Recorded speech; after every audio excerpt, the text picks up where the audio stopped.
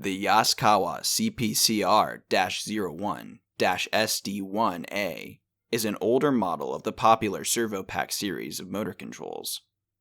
We received this servo drive in a completely dead state, and after the repair and rebuild, we fully tested this motor control using one of our DC permanent magnet motors, and it worked without issue.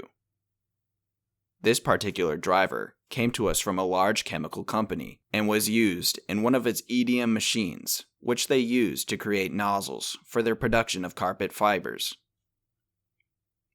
ERD has a long history of working in many industries, and we are always prepared to work on electronics used for any purpose.